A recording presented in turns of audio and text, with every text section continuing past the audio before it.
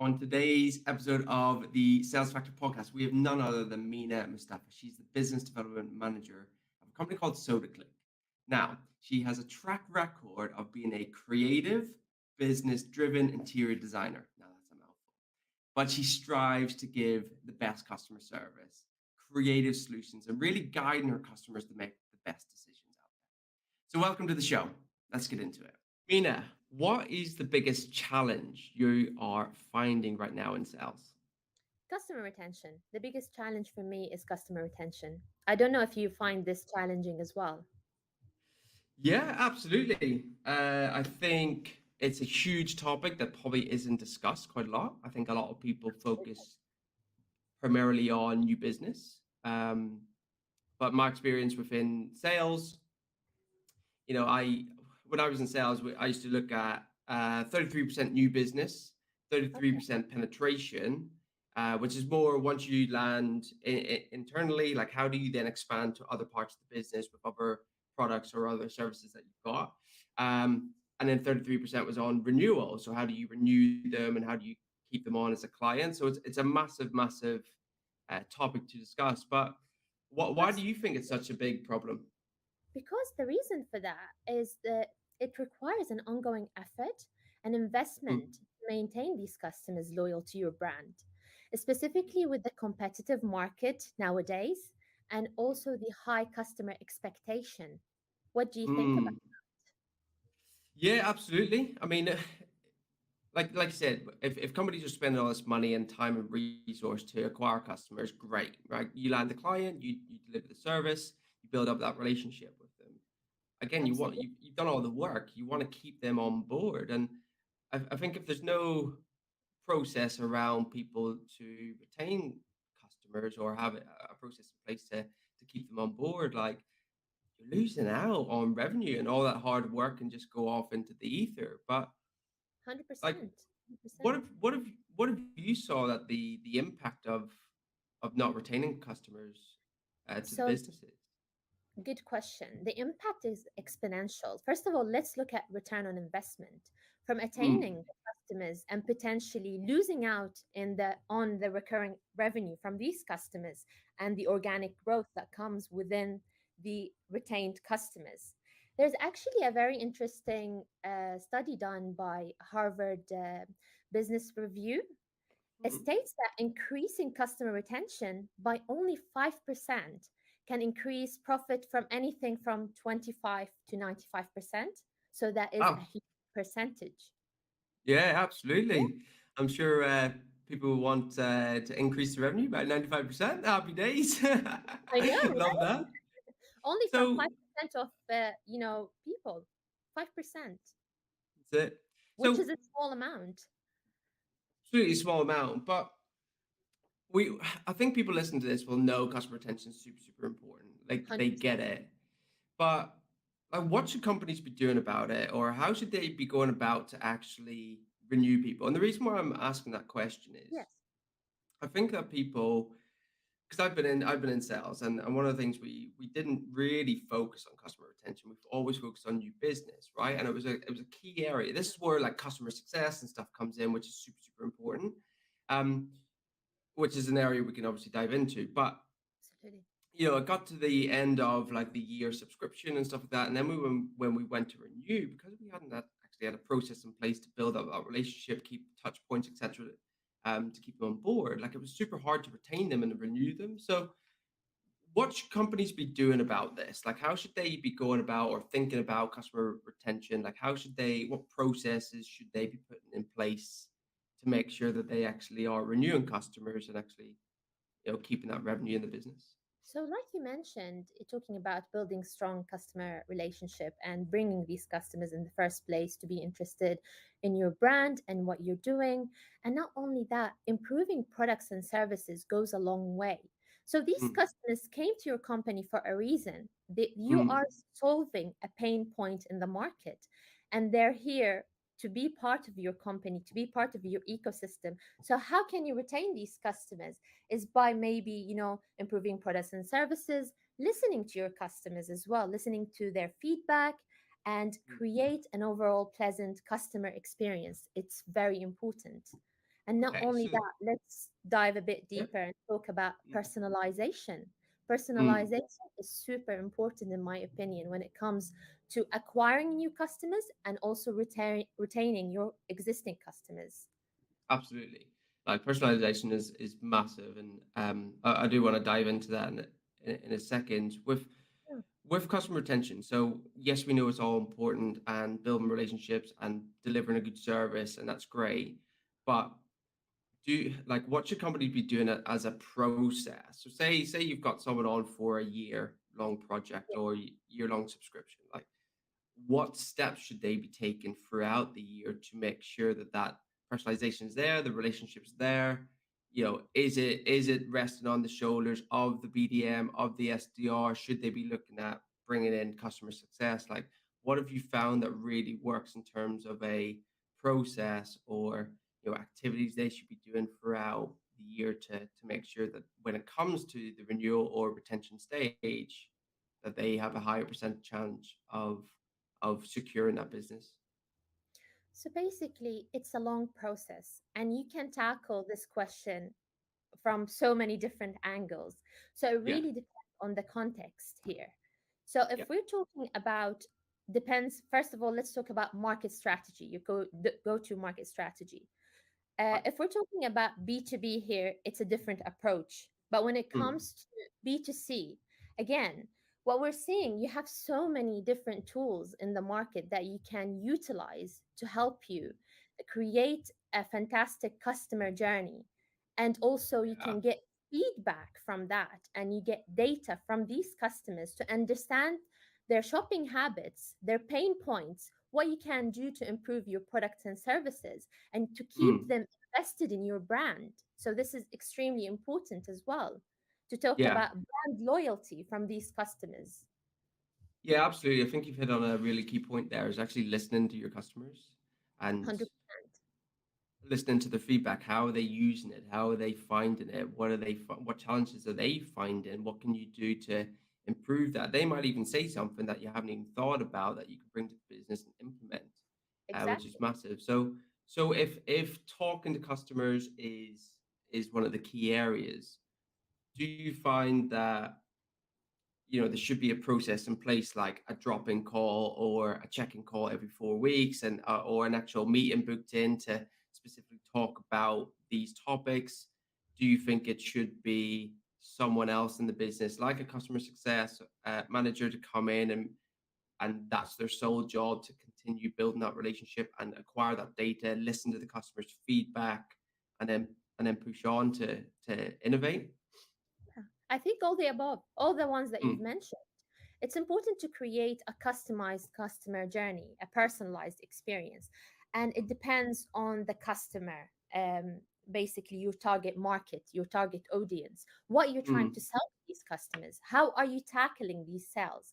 What products are you offering? And how you are going to showcase these products? What processes are you using to create the overall customer journey? So yeah. basically, there's no one way. There's so many different ways, but it depends at the end of the day on the go-to market strategy and your business itself, what you're trying to achieve, what's your end result.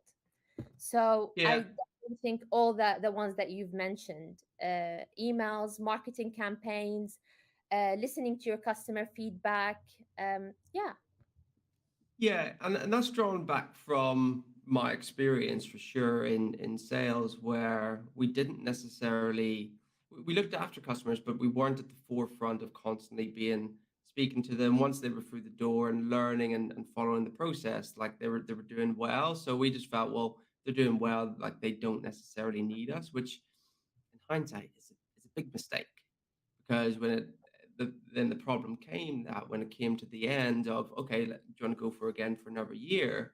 It's like, well, not really, because we didn't listen to get information and data that we could then internalize and develop and add more stuff to the product. So yeah, I think customer retention is massive. I think listening to your customers, having a process in place where people can actually, and it doesn't need to be like every week, speak to them, talk to them, how you find, like 'cause that can be overkill.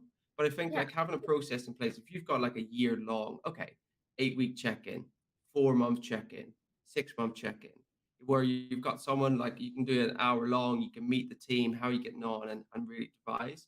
Or even what's your thoughts on like a group, not necessarily like a panel discussion, but more like a drop-in session where you can potentially look open it up to all your customers. Have you ever done anything like Yeah. that? That's an excellent, excellent point, actually. Creating a webinar to educate people Mm, about your products and services, and also do some like nice soft launches of any new products that are coming in into the market by yeah. maybe sending them a nice marketing campaigns to talk about your products and services, maybe offering them an incentive or even, come and try it for free. So something Mm, that you can get people hooked to. And again, we talk about, brand awareness, building your mm. brand and understanding your customers' needs. So this comes into play. It's very important. Yeah, absolutely. I think it's one of those things that, in the whole sales cycle, there's so much to do, there's so much going on where, you can look at acquiring new businesses to customer retention to having processes in place. But I think in the back of my mind is it's keeping it really simple. Like, because you can go, like, I think you can go off in so many different directions and do so many Absolutely. different things, and everything's Yes, great. But the heart of it is the customer's always king, right? So listening, having a process in place where you're having to check in, I think that's super, super important to really drive conversation relationship. And like you mentioned earlier, personalization, right? How can you get to the end of say 6 months or a year of them using your service and try to retain them or renew them for another year without having a relationship? If you've just left them, you brought them in and then haven't like built up a good relationship with them or got to know them on a personal level throughout the check-ins, like it's gonna be super hard to retain them. definitely. So, like you say, Aaron, personalization is key here when it Mm, comes to retaining these customers, and not only retaining customers, acquiring new ones as mm, well. So, mm, personalization does go a long way. yeah. So we know personalization is important, right? Yes. So what should so say if we take a different slant and look at like acquiring new customers, right? Or looking at customer retention. Like what say someone's got a prospect, they know they want to work with these guys, they're a good persona that they're going to go after. Like what should people be doing before contacting that prospect to make it personal? So do a bit of research. Research is Mm. easy. It doesn't take a long time to, Yeah, research before you go ahead and contact these customers. But again, I go back to my previous point talking about what is your go to market strategy. Are you doing business to business or are you doing B2C? So if you're yeah. doing B2B, it's a completely different approach because B2B is about building relationships, going to events, being present, Mm, connecting with people on, social media platforms, and mm, creating an ecosystem of integrations and collaborations between these relationships that you're building. So yeah. that's from a B2B perspective. And I can dive deep into that subject, but I'm not going to go to. So the other point is if you're doing B2C, it's a completely different approach when you're doing personalization. So Mm, there's no excuse whatsoever nowadays to personalize the customer experience. The reason being, you have so many tools available out there from mm, CRM, from personalized marketing campaigns, and also the data collection that it's giving you an insight to your customers' habits, likes and dislikes. So mm, it's the easiest thing to do is to personalize this experience and understand your customers' needs and also yeah. understand your products and services that you're offering to these customers. Absolutely. Yeah, and it comes back to when we're talking about retention, like listening and data is key. It's going to help you pivot and change and adapt and innovate.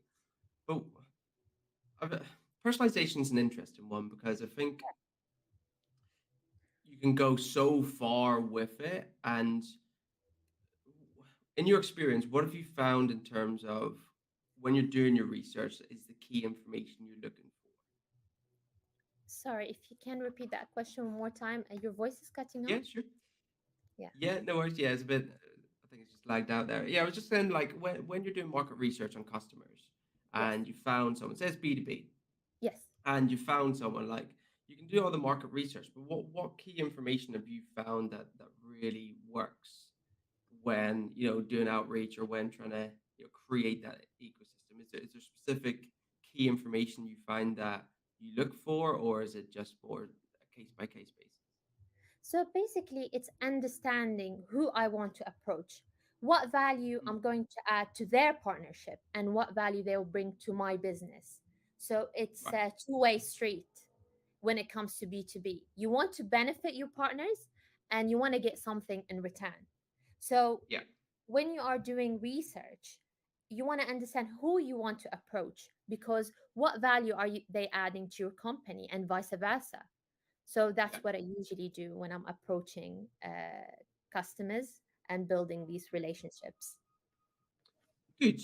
So my only question with personalization, and something I've struggled with or really tried to contemplate on before, but is the toss up, right? The coin toss between the amount of time that it takes to do all the market research to find all these people and stuff, versus being too personal and going out and finding everything you can, because you can do all the research in the world, right? And you can find out all this great information, which you've invested a load of time into it, but actually then get nothing in return.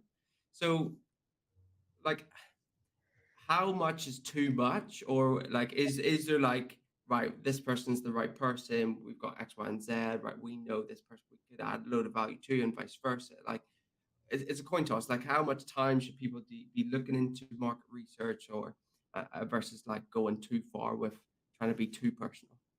I completely agree with you. This is a very important point to raise, to be honest, because it is a fine line between being too personal and not doing any personalization whatsoever.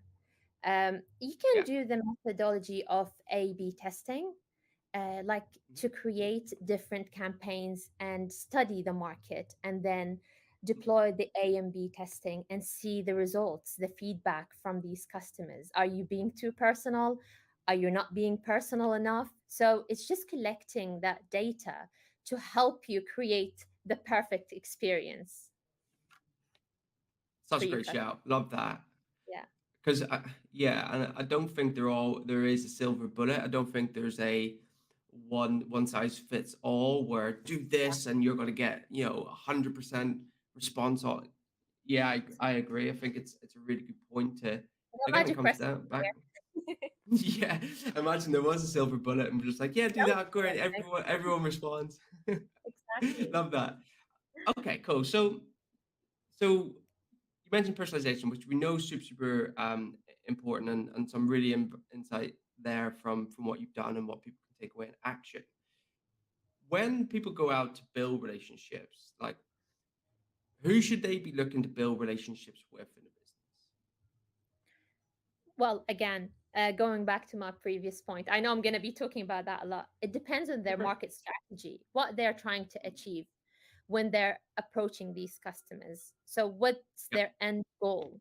So, that is important to understand the go to market strategy, creating that business plan and marketing plan. Hmm. So, yeah, I think that would be it for me. Yeah, and I think when you go down the route of personalization, and say you can A/B test it and see what response works, collate the data, and then amalgamate that with what direction you want to go in, it builds credibility over time. So I think Definitely. having key people, like one of the things I would suggest anyone listening is, don't just have like one person you're constantly going out after. Like, you could look at a business and you could say, right, the marketing manager is a key person, the strategic partner internally is a key person, the CROs, and you can still personalize it. You've got all the information, but then A/B test on every single one of them, because again, I think if you're just holding out for just one contact within a business, it's going to be super hard to establish that credibility over time. Whereas if you can maximize, speaking to multiple people in a business, they know your name, they know the business, you've sent the value prop, you've done the personalization, you're building the relationship, you've created the ecosystem, you're on LinkedIn, you're creating content, you're reaching out. Like it's a combination of all of that that can like over time. And then what happens is then they'll start talking. And if it's a really good product and they really like it, you'll end up winning more people across in Absolutely. the business, which then 100%. again, which then I think Organic again, growth. yeah, absolutely. And again, if we're talking about customer retention, like if you got more relationships within a business and you're speaking to multiple people within the business and getting feedback, listening to them data, it's only going to increase the customer retention percentage at the end of the year or end of your product cycle. So Right. good. So personalization is a massive one. We know that. Now, Definitely. how should people be going out and generating conversation? And I'm aiming it more to cold calling and emails Okay. because we can do all this research and stuff like that. But how do we actually get the foot through the door? So you've got all this information. You spent time. You've done a lot. You've A/B tested. You've written up your scripts. You're ready to email. But how should someone be getting in front of their prospects? How should they do it? What should they be doing? So, like I said before, like doing a bit of research to understand why you're reaching out to these specific individuals or businesses. What do you Yeah. want out of this relationship? What can you offer to benefit these businesses and create an ecosystem of collaborations? So, Mm, it's important to do your research. That's number one. The second thing is build a relationship with these customers. It's important as well to build the relationship and grow that relationship, yeah. nurture it. Thereafter, I think personally for me, I prefer to reach out by email Mm, just to kind of, you know, get the hook by, with the research that I've done, with the understanding the business and understanding what products that I'm going to offer to these customers. Then yeah. when I get their response, meaning they are interested, Yeah. and then I will do the call thereafter. Yeah. It goes afterwards. I won't do cold calling straight away because, to be honest with you, I do think cold calling, and that's from my own experience, it's impersonal. Yeah. Yeah, and you'll get this straight away. Sorry, I'm in a meeting. Go away. Busy. Who are you? Don't know you. And Exactly. it's driven from trust. So if you can build trust with value beforehand before you pick up the phone, then I think you've got much more better chance. I was 100%. speaking. So on Sunday just past there, I met a few SDRs in London. We went for a coffee, just having a chat, and one of the guys had just started and he said, I've sent out 600 emails in the last week, but I've got zero responses. And I was like, okay. Wow. Yeah, I was just like, let me see the email. And, bless him, he's only just started. So, he's still learning, which is great. And he's got the attitude to go and do well. So I said, let me see the email. So I saw the email and it was like, he sent it out and it was like, we do this, we've got this, we do this, and it's very much we. Yeah. And I was like, of course you're not getting responses. Of course you're not, because you're not having the customer in mind. You're not having like their needs or what value you could like. Yes, you can bring value and great and stuff like that. So I said to him, rather than giving him an answer, I said, what what's the end goal? Like, what are you trying to achieve? And he's like, well, I want a demonstration. I want to book a meeting. I was like, okay, what happens in the meeting? Oh, we go through like a case study. We go through this. We go through this. We do a product demo and stuff. We find out their needs and stuff. I was like, okay, great. I said, so what step could you do in an email to the customer before you pitch the meeting, or before, like, how can you change your direction? So he's obviously pondering and thinking, and oh, can I do this, can I do this, and he got to the end where it's like, okay, you've got all this information already internalized in the business about what customers like, what customers need, like, increase in revenue, increase in ROI, whatever it may be. I said, why can you not create like a value proposition of a case study that you can send them, give them actionable information or tips that they can actually implement into the business, go out and try it, I said, what's the perception that they will have of you if you send something like that? He's all like, well, if they try it, like they might win, they might get something from it. I was like, yeah, absolutely. I goes, what's the perception of you as an individual by sending it? So it's like literally changed his whole perception on it. I said, okay, the number one reason people don't want to pick up the phone and cold call people is because they don't have a reason to call. So what Exactly. you're doing, yeah, what you're doing in that instance is you're sending a value proposition or you're sending something for them to action. That then creates a reason for you to call them 3 days later. Hey, John, hope you're all well. I've sent you over this value prop. It's, bang, bang, bang. It does this, this, this. Like, actually, did you see it? No, I didn't. Or yes, I did. Oh, what your thoughts of it? So you can take the conversation in the direction you want. And like his you could see his eye just both is lit up, and he was just like, "Oh, damn!" So like, I'm gonna catch up with him in a few weeks, see how he gets on. But I think that dynamic changes the cold call because it's a reason for calling 100%. 100%. someone. Uh, and also, do you remember when you first reached out to me on LinkedIn? It was No. Yeah. it was I quite did. good because it was a voice note. And I thought that was quite interesting. So when I heard your voice note, actually, you did do your homework. You done a bit of research about me. And then you approached me in a way, oh, this would be good for you. Like, oh, I looked at your LinkedIn profile. And then you steered the conversation. I was like, oh my God, I am hooked. I'm interested. Mm. So, and then I replied back immediately. Usually, any messages that come through my LinkedIn, they're very impersonal and I delete them straight away. Yeah, copy and pasting long messages and stuff like that on LinkedIn doesn't Yeah. work. Like, Yeah. and anyone for this listening, if you're doing that, please stop. And the reason why I'm saying that is think about your own buying habits, right? So when you're on LinkedIn, I'm sure you get messages of people emailing or sending a big long paragraph and stuff like that. Just ask yourself, do you one, read it? Do you two, know it's automated? How does it make you feel? Like, if you're not going to respond to someone emailing you or sending you a copy and paste message, if you're doing that to your prospects, like, how do you think they feel? Why do you think they're not responding? So creating a voice note in parts personality, tonality. You've only got 60 seconds. It's intriguing because they only see like a voice clip. They don't know what you're saying. So yeah, it changes the dynamic again. But driving back to the points we've spoken about earlier is the value. Like what's in it for them? Like why are you actually reaching out?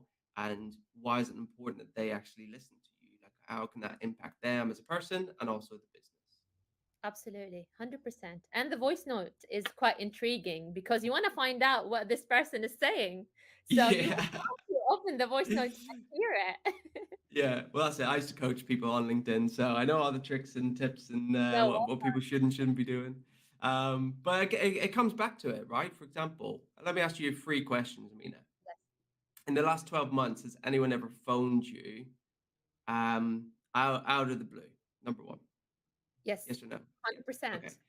100%. Did they try and sell you a product or service that you'd never heard of before? Well, I don't let them get to this point. Okay, so they tried, right? And then the last question is pretty obvious. Like, did you buy it? No, No. because it's Okay, so impersonal. They're wasting my time. yeah. Okay. Yeah. What else? So why did they not? Why did you not buy? So impersonal, wasting your time. What else? Exactly. Impersonal, wasting my time. And I don't know. I'm just not hooked because they haven't done their research. They don't know who I Yeah. am, what I need. And they're just there just to sell products for the sake of making money. Yeah. And this Exactly. is the wrong Right. way of approaching customers. Yeah. And that all drives from you don't know them, you don't trust them. It could be a scam, could be anything, right? And I think the big key is trust, which um, comes from what you said, right? If you don't like, you're not going to work with anyone you don't trust. You just aren't. Exactly. So if you're out there as an SDR or AE and you're going to like people have to trust you to work with you and buy from you. So how do you do that? So you can, through emails going out, value prop, events, content, visibility, going out there and letting people know who you are. Set up a podcast, do an event, do a webinar, whatever it may be, because think of the people that you do trust. Like, how long have you known them? Now, the other questions are then, okay, so say you did, and you flip it as you, as the SDR, as a customer, right? Say you'd been following someone on Instagram, LinkedIn, TikTok, whatever, for say 6 months. You knew the business, you knew what they were doing, or you had some recollection of them, but, never really spoken to them before. And then they reached out to you. How likely are you to take that call? Very, very likely. Very likely, right? You're not going to go, oh yeah, I remember you. Yeah, I saw this, I saw that, right? The level of trust is going to be there because of the value prop or the marketing or whatever the business has done. 100%. And that way, then you're going to get more of a percentage of close-in meetings because your marketing, your value prop, everything you're doing beforehand, before you pitch the meetings, already pre-done through a process of going out. That coupled with building the trust over time for customer retention, that yeah, I think it works side by side with obviously marketing coming in to really push it. 100%. Love it. Good. So Build some really relationships. insight. Build relationships, go out and do it. So some really insightful information there. I mean, I really appreciate you taking the time. So customer retention, we know it's important. Some really cool tips that you give there of what people should be doing in terms of process, how they should be thinking from a mindset. Personalization, yeah, absolutely. We know it's key. But then how should people be doing market research? What should they be going out at the time doing it versus actually getting results or getting something in return? And it's not just as simple as phoning up and trying to ram your product down someone's throat. So yeah, really insightful information there, Mina. So really appreciate it. My last question to you is, and I ask everyone the same question when they're on the show, is you've been in sales for a while. Yes. So what has been your biggest highlight over your career so far? So my biggest highlight been being here with Sodaclick, and I'm not saying that to earn brownie points with them if they're still. Whatever, whatever. I do come from a completely different background. Ironically enough, I studied interior design and I worked in the industry of interior design for 7+ years. And all of a sudden, during lockdown, I just had a change of heart. I've always been interested in business. I've always been interested in tech, and I was like, why not? Let me just study and apply for a job and see where it gets me. And it got me here, and I'm very excited to be here today doing what I'm doing. I Awesome, love it. awesome. Yeah, absolutely. So what you're saying, Mina, is you done your market research, you checked out the business, you personalized it, and then you sent some emails. No, Exactly. That's what I actually do when I'm love trying that. to apply for business. Honestly, I Yeah. do my homework. Like I study the business and then I approach them in a way that they need me. I Mm. The customize my CV and I customize my mm, experience based on their requirements. yeah. And then I do The, follow up on call. That's it. The best way I've found for people looking direct, right? Obviously, yes, work with recruiters, that's their job. They can go out, win business, fine, and present a lot more opportunity and control the process, right? Which means saves you time and effort and all the rest. But if you're going out direct, one of the best ways I've found is if you can do your market research, record like a minute video. If you're an SDR, like I would record a video and say, "Oh, I saw that you've done this, and this. I've got this skills. Like I've used Sales Nav, Sixth Sense, whatever, right? I've used all these tools. And I think I'd be a great, solid, person for your business because I can apply. I understand the customer needs. I understand what you're trying to do.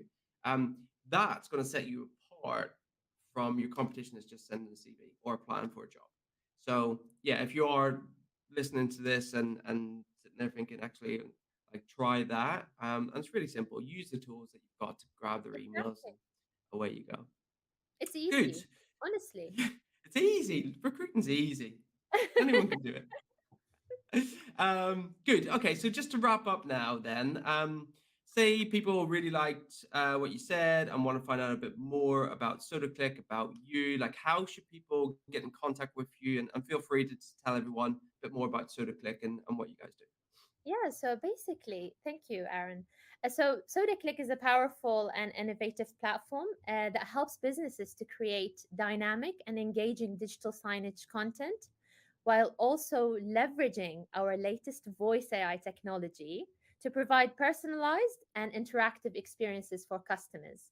And if you would like to find out more, you can always reach out to me by a DM via LinkedIn, or you could visit our website, sodaclick.com. Amazing. But make sure when Amazing. you're reaching out to me on LinkedIn, make it personal. That's it. Voice note only. Exactly. Um, Voice note only. that's it. Amazing. Listen, been a pleasure to speak with you and get to know you a bit more on the show. That is us for now, so I That's will all right. leave it there. Thank you Thanks. very much. I really appreciate it. Thanks, Mina. Bye now. Thank you. Thank you. Bye.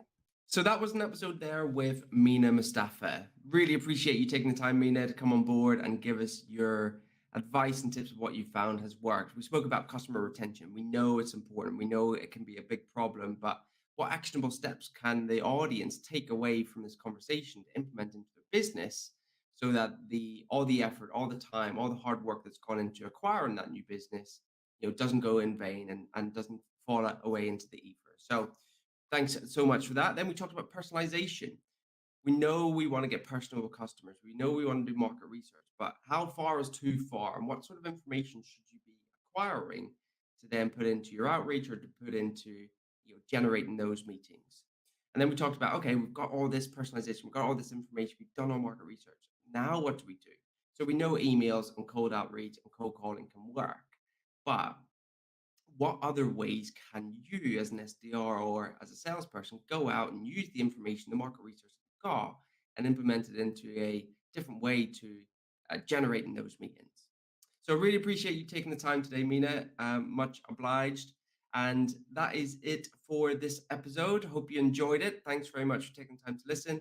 And I will see you